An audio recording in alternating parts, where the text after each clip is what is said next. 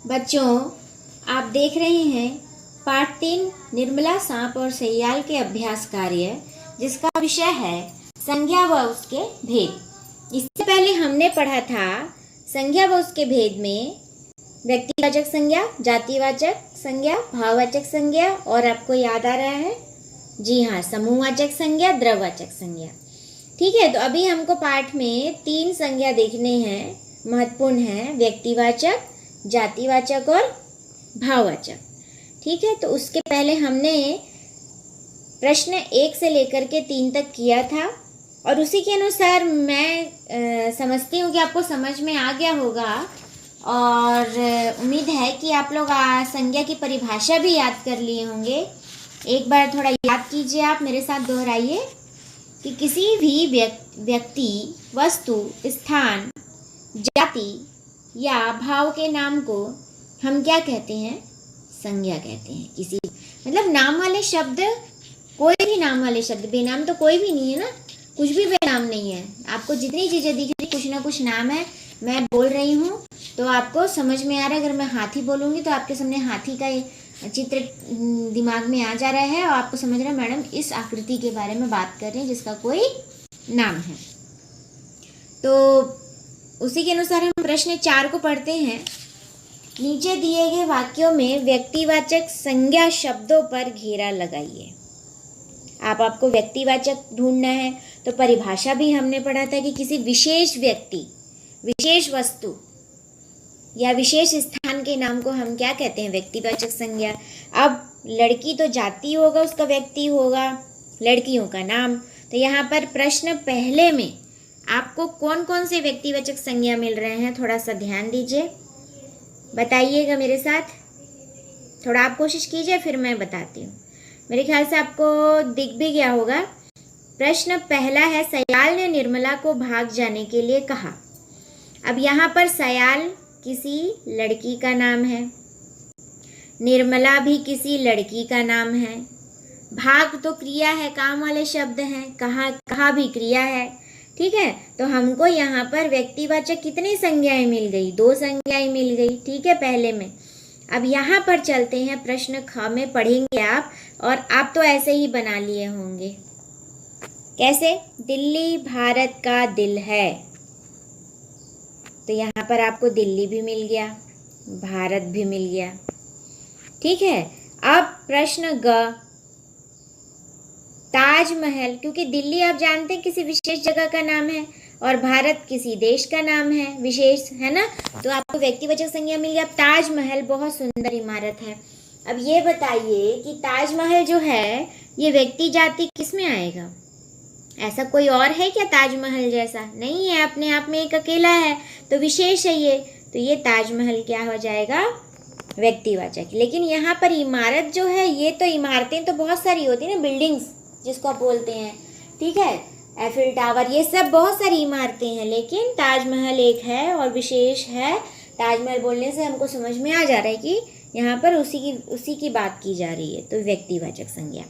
अब आप यहाँ पर चलिए, क्या है प्रश्न घ। ठीक है, तो इसको आप बनाइए और प्रश्न अंग को आप बनाइए। तो आप ध्यान देंगे, सिर्फ नाम वाले शब्दों को हम ढूंढना है, हमको ढूंढना है विशेष नाम। तो यहाँ पर आप दोनों बनाइए, फिर आगे चले हम। मेरे ख्याल से आपको समझ में आ गया होगा।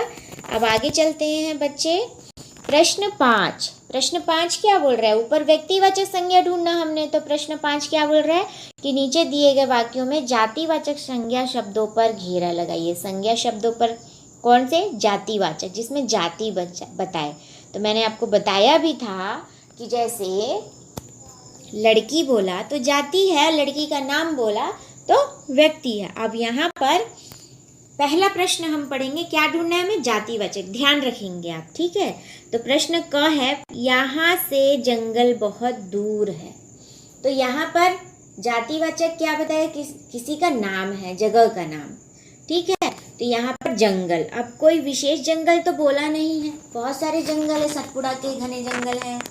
ठीक है, और कान्हा किसली का भी जंगल है, सब बहुत सारे जंगल हैं, लेकिन यहाँ पर सिर्फ जंगल की बात की जा रही है, सारे जंगलों की। तो ये क्या हो जाएगा? जातिवाचक संज्ञा। ठीक है, यहाँ पर आपका। अब आ जाते हैं सांप बड़ी जोर से फुफकारा। फुफकारा तो क्रिया है भाई, जोर भी क्रिया है। यहाँ पर विशेष क्या है, हमको विशेष जाति ढूंढना है। कोई सांप की भी तो जाति होती है ना, नाग, करैत, डोण, धामिन, बहुत सारे सांप हैं। आप कम से कम अपने घर में पूछिएगा अपने दादाजी से, दादी जी से, तो आपको बताएंगे, मम्मी पापा बताएंगे, ठीक है। तो सांप बोला जा रहा है, तो यहाँ पर जातिवाचक संज्ञा क्या हुई, सांप।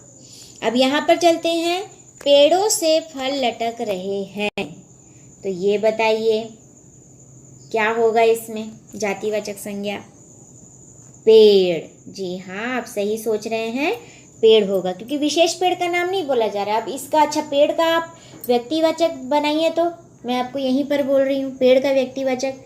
पेड़ तो मतलब जाति हुई। अब पेड़ में भी बहुत सारे पेड़ होते हैं। आम का पेड़ होता है तो आम व्यक्ति हो गया, और बनाइए, जामुन हो गया, तो ठीक है, अमरूद हो गया।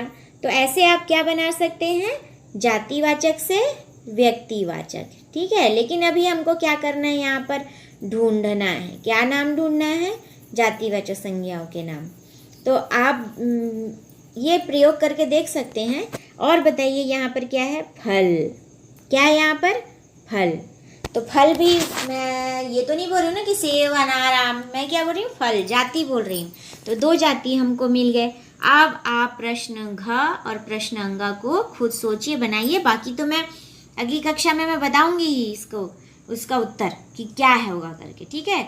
हम भारत देश के नागरिक हैं और कक्षा में बच्चे बैठे हैं, तो आप बनाइए बच्चे लोग और मुझे प्रेषित कीजिए।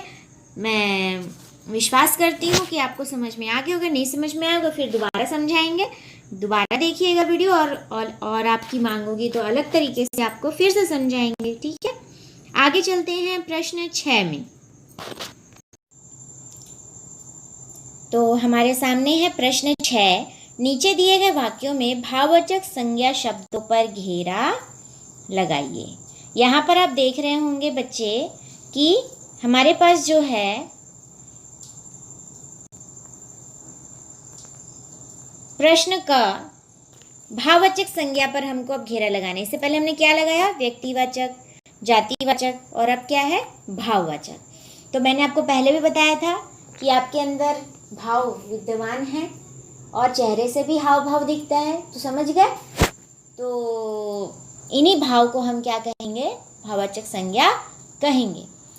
किसी की भाई गुण को भी कहते हैं, जैसे किसी की सिलाई अच्छी है, किसी की कढ़ाई अच्छी है, किसी की बुनाई अच्छी है, तो ये भी हमारा क्या होगा, भाववाचक संज्ञा के अंतर्गत आएगा। तो यहाँ पर मैंने आपको बताया भी था कि इसकी पहचान क्या है, अंतिम में ता लगता है, ज़्यादातर पन लगता है, आपा लगता है, प्रत्यय तो पढ़े हैं, ये सब चीज़ लगता है, आई लगता है। तो ज़्यादातर देखिएगा भाववाचक संज्ञाएं हमको ऐसे ही मिल जाएंगी। और मैंने आपको बताया भी था हमारे अंदर भाव विद्यमान है। अगर हम दयालु हैं, हमारा गुण है दयालु हैं हम, तो हमारे अंदर क्या था कि हम दयालु बने, हमारे अंदर जरूर क्या होगा, दयालुता थी, तो ता लगा लास्ट में। तो आप ऐसे ही भाववाचक संज्ञा पहचानिएगा और बनाइएगा भी। हम आ जाते हैं प्रश्न का, हमारे व्यवहार में विनम्रता होनी चाहिए। तो यहाँ पर व्यवहार आप नहीं देखेंगे, यहाँ पर आप क्या देखेंगे, भाव देखेंगे, ठीक है। तो भाव आपके अंदर भैया विनम्र होंगे, तो आपके अंदर क्या होनी चाहिए, आपके अंदर क्या होनी चाहिए, विनम्रता। ता लगा है तो भाववाचक हमको मिल गई। अब आ जाते हैं महात्मा बुद्ध। महात्मा बुद्ध एक ही होते हैं, ये तो व्यक्तिवाचक हो जाएगी भाई, ये भाव तो होगा नहीं। शांति, दया और प्रेम का संदेश दिए, तो शांति हमारे अंदर है, दया भी हमारे अंदर है, ठीक है, प्रेम भी हमारे अंदर है। तो ये सब क्या हो जाएंगे, भाववाचक संज्ञा हो जाएंगे। अब मैंने आपको बताया था गुण भी, आई भी लगता है, तो यहाँ पर ग देखिए, पहाड़, पहाड़ तो जाति हो जाएगा। चढ़ाई, तो ये आ गया हमारा क्या, भाव, ठीक है, गुण है ये, गुण। तो मैंने बताया था अभी सिलाई, कढ़ाई, तो ये आपका क्या हो गया, भाववाचक संज्ञा। आपको थोड़ा समय लगेगा, लेकिन मैं निश्चित करती हूँ कि आपको रोज़ रोज़ अगर मैं अभ्यास दूंगी तो आपको आपकी मेहनत से भी आपको भाववाचक संज्ञा समझ में आ जाएगा। ठीक है, आप घ देखिए, परीक्षा समाप्त होने के बाद लड़कों, ये जाति आ गया। ठीक है, परीक्षा भी नहीं होगा। खुशी, अंदर में क्या है हमारे भाव, खुशी। ठीक है, देखना तो क्रिया है भाई, ये नहीं है ना। तो हमारा क्या हो गया, भाववाचक संज्ञा। मेरे ख्याल से आपको थोड़ा थोड़ा समझ में आ रहा होगा। और फिर हम बताएंगे प्रश्न अंग मैंने आपको दे दिया और आप इसमें भाव खोजेंगे। आपके अंदर क्या क्या आप महसूस करते हैं, एक व्यक्ति क्या क्या महसूस करता है, तब जा करके वो कार्य करता है। भावनाएं उसकी, ठीक है, फीलिंग्स अंदर में। तो ये आप क्या करेंगे, इसको समझेंगे और बनाएंगे। अब आपके लिए इतना ज़्यादा हो गया, तो आगे का जो है वो हम अगले उसमें दोहराएंगे। तब तक के लिए आप इसको बनाइए और मुझे भेजिए। ठीक है।